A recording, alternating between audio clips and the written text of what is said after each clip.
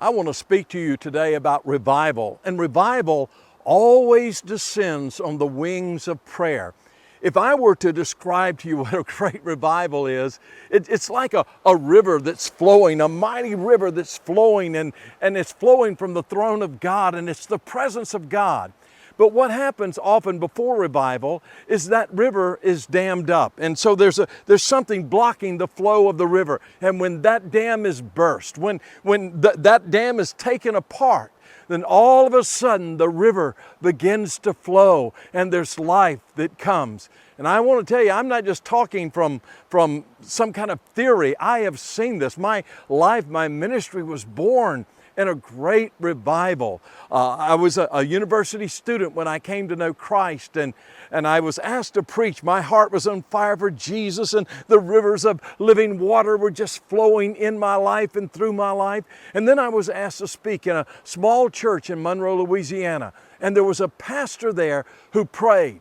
Well, before that time, listen, the rivers weren't flowing because, you see, the young people had left the church en masse, but this pastor prayed. He asked God, and through his prayer, he tore down brick by brick, stone by stone. He tore down that barrier that kept the rivers from flowing.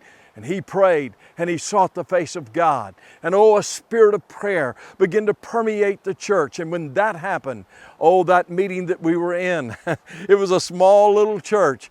God moved, he fell, and his spirit, the waters began to gush forth. And there was a singing group on the campus who were singing that night, and they all fell on their face before God and repented of sin. And God moved in a mighty way, and it spread from that church. We moved onto the university campus. We outgrew that building, went into another building. We ended up in the Civic Center. The news media were reporting on television and in the newspapers, reporting about the great things that God had done and the revival that he had sent.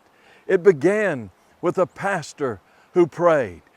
Prayer descends on the wings of a praying man or woman or a small band of people who pray and seek the face of God. It descends. Those rivers want to flow. Do you know what God said? God promised in Jeremiah chapter 29 that he wants to bless us. He wants to prosper us. He has a hope for us. He has a future for us. So many people I see are discouraged and feel hopeless and feel like, things are just going so bad. But I want to tell you what, if we will pray, God will do great and mighty things. He will pour out his Spirit. Those rivers will flow. They will flow from the throne of God.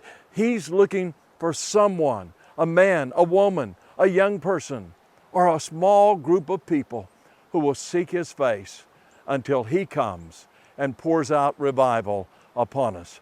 Let the rivers flow. Let the rivers flow. Go to the throne of God and seek him for revival.